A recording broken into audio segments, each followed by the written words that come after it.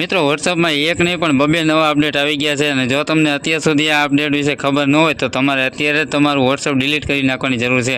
કેમ કે જો તમે સ્ટોરી અને બીજાને મેસેજ કરવા માટે તમે વોટ્સઅપનો ઉપયોગ કરતા હોય તો આ બે નવા જે અપડેટ આવ્યા છે તે તમારા માટે બહુ ખાસ ઉપયોગી છે. તો વિડીયોને છેલ્લે સુધી જોજો અને વિડીયોને અત્યારે જ બને ત્યાં સુધી સેવ કરી લો અને બીજાને પણ આ વસ્તુ કામમાં આવે. નવું અપડેટ આવ્યું છે તે બીજાને પણ કામમાં આવે તેના માટે તમે શેર પણ કરી દો. અને વિડીયોમાં હું તમને આગળ શીખવાડું કે કઈ રીતના આ બે નવા અપડેટ કામ કરે છે.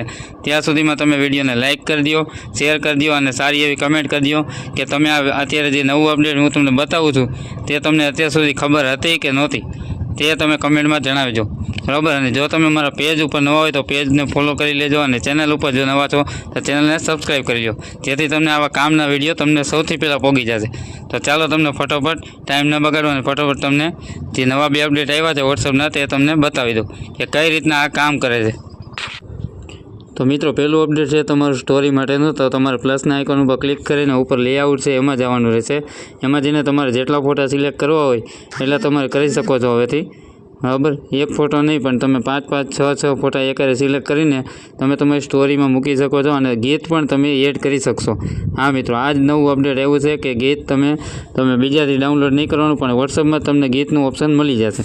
તો હું તમને કરીને બતાવું છું એવી રીતના તમે કરશો એટલે તમારી સ્ટોરીમાં તમે જાતે જ તમે ગીત એડ કરી શકશો, કોઈ પણ તમને પસંદ હોય ને તે, બરાબર. તો જો આવી રીતના મેં ફોટા સિલેક્ટ કરી લીધા છે એટલે એને પણ તમે કોઈ પણ રીતના ફેરવી શકો છો. ઉપરનો ફોટો નીચે લઈ શકો, નીચેનો ફોટો ઉપર લઈ શકો, ગમે એ બાજુ તમે ફેરવી શકો, બરાબર. તો જોઈ શકો છો તમે મેં સ્ટોરી એડ કરી છે. હવે તમે ઉપર જોશો તો તમને સોંગનું એક બટન દેખાતું હોય છે, એમાં તમે ક્લિક કરશો એટલે તે બોલિવૂડના કે ગુજરાતી કોઈ પણ અત્યારના જે સોંગ છે તે બધાય તમને ઇન્સ્ટાગ્રામની જેમ અહીંયા પણ તમને જોવા મળશે. તો જોઈ શકો છો તમે કેટલા બધા ગીત અહીંયા આપેલા છે, બરાબર. તો આમાંથી કોઈ પણ એક ગીત આપણે સિલેક્ટ કરી લેવાનું રહેશે જે આપણે સ્ટોરીમાં તમને ગમતું હોય તે ગીત તમે એડ કરી શકો છો.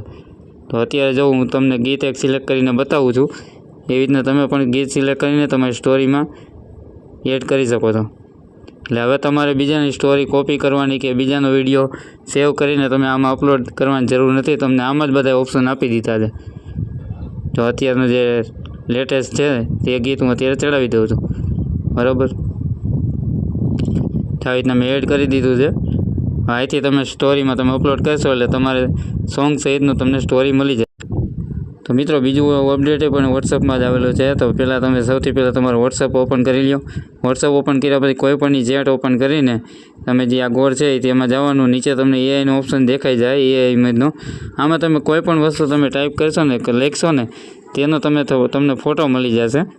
તો જો અહીંયા અત્યારે હું ખાલી લખવા માટે કાર લખું છું, બરાબર. ગાડીનો ફોટો હું મંગાવું છું તો અલગ અલગ પ્રકારની ઘણી બધી ગાડીઓ તમને મોકલશે. અપડેટ થશે ત્યારબાદ તમને ગાડીના ફોટા મંગાવવા મળશે. જો આવી રીતના ગાડીના ફોટા મોકલ્યા. હવે આનો તમે ખાલી ફોટો તમારે કોઈને મોકલવો ને તો મોકલી શકશો, નકર તમે અહીં નીચે મેક ચેન્જ લખેલું રહ્યું એમાંથી તમે એનિમેશન ઉપર ક્લિક કરી દેશો ને એટલે આ જ ગાડીનો તમને વિડીયો પણ મળી જશે.